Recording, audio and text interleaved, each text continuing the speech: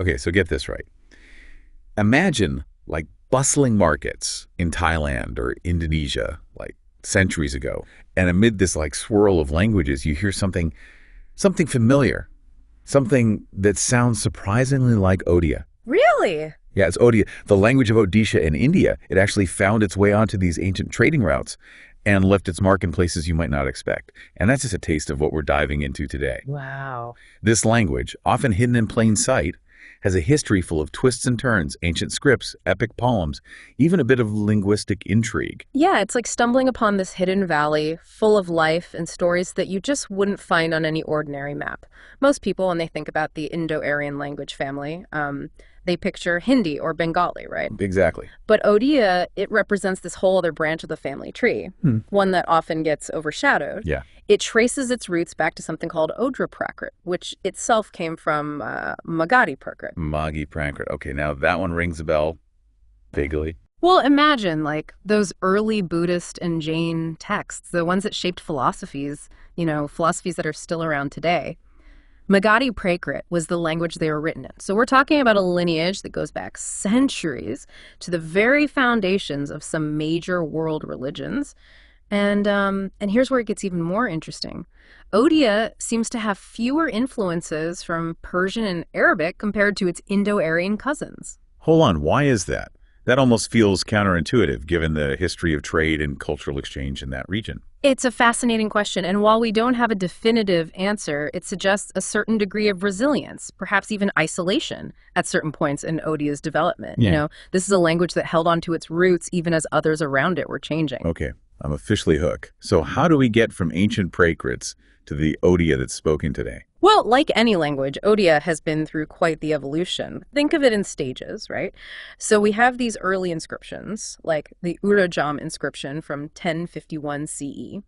This gives us a snapshot of Old Odia. It's a bit like trying to decipher a message from your great-great-great-grandparents. I can only imagine. Then, as we move into the 12th century, we start seeing prose emerge. One example is the Mandala Panji, a chronicle of the Jagannath Temple. Imagine this massive historical record passed down through generations, capturing everything from religious rituals to like major events. Wow, that's quite a legacy. And speaking of legacies, we have to talk about that beautiful script you mentioned earlier, the one that almost looks like art. Yes, the Kalinga script. You see, writing on palm leaves was very common back then, and those straight lines we often see in scripts, well, they would cause the leaves to tear. So they had to get creative. Exactly. The solution was curves, graceful, flowing lines that gave the script its unique look. Imagine these scribes painstakingly shaping each letter, preserving knowledge on these delicate yet surprisingly durable surfaces. It's like a whole other level of craftsmanship that most people don't even realize went into writing. Yeah. But this script wasn't just for practical matters, was it? This is where Odia literature really starts to blossom, right? It's amazing to think about this script, born out of necessity, became the vessel for some of Odia's most celebrated works. Absolutely. Literature. Yeah. And it all starts to really take off in the 14th century. Okay. With this figure known as Sarala Das.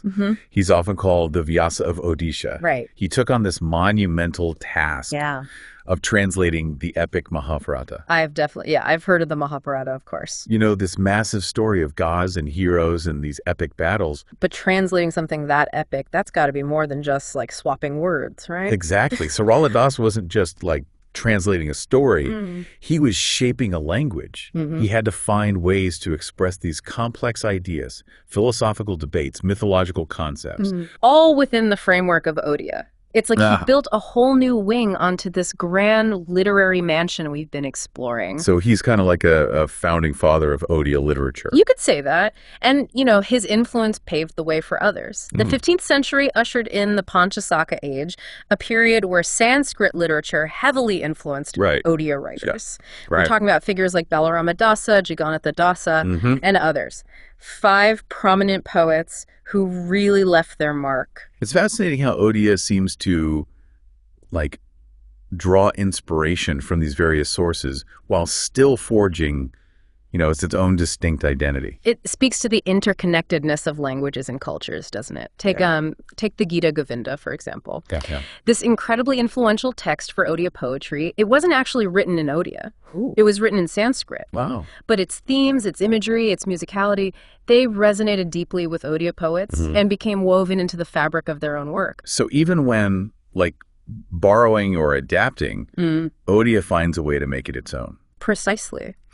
But of course, no language evolves in complete isolation. And Odia faced its share of challenges, Right. especially as we move into the modern era. You're talking about the standardization struggles, right? Yeah. I read that things got a little tense with Bengali at one point. It definitely wasn't a smooth path. Imagine, it's like the 19th century. Okay. And you have these Bengali scholars claiming that Odia Right. is just a dialect of Bengali, not a distinct language in its own right. And this wasn't just about academic debate. This was about power. Wow. If Odia was seen as subordinate, Right. it could be marginalized, excluded from education, government, even literature. Wow. It's kind of a big deal. Yeah. So what did the champions of Odia do? They fought back, of course. People like Fakir Mohan Senapati, a renowned writer, and Radhanath Ray, Okay. the celebrated poet. They refused to let their language be silenced. Right. They wrote, they debated, they championed Odia's uniqueness and its rightful place in the world.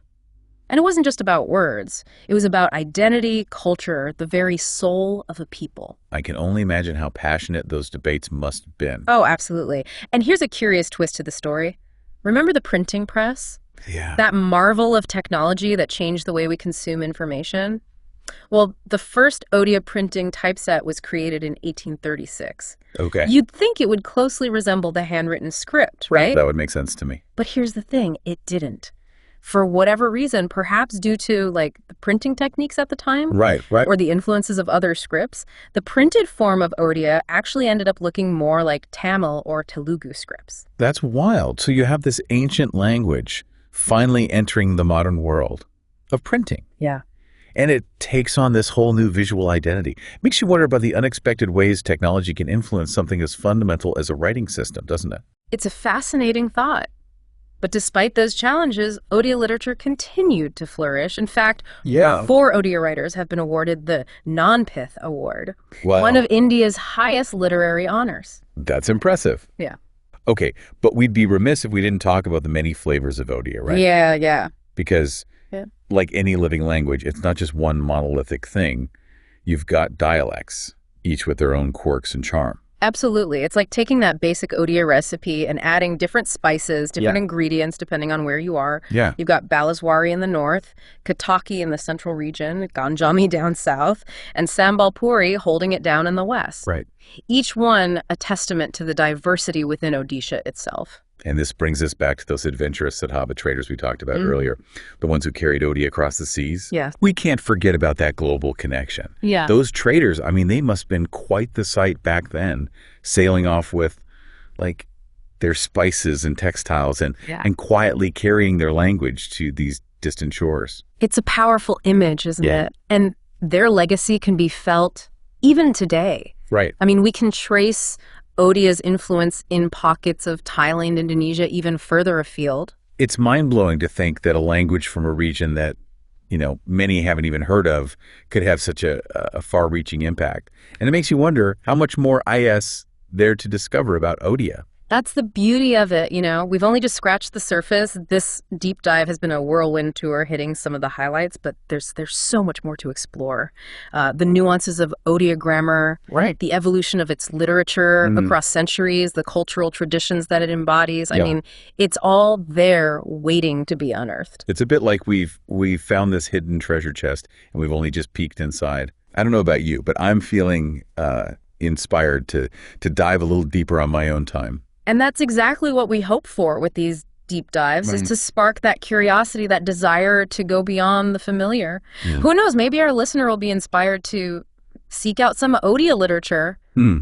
Try out a few phrases or even just listen to some Odissi music. No, there's an idea. I've heard Odissi music is incredibly beautiful, very rhythmic, very soulful. It truly is. Yeah, And it's yeah. a beautiful reminder that language isn't just about words on a page, or spoken aloud. It's woven into music. Right. Art, dance, every aspect of human expression. So to our listener, if you're feeling even a little bit intrigued by Odia, I encourage you to follow that thread. Do a little digging, see what you find. Yeah. You never know, you might just uncover a lifelong passion for this hidden gem of a language. Who knew that something that sounded so unfamiliar at first could end up feeling surprisingly connected to the world around us?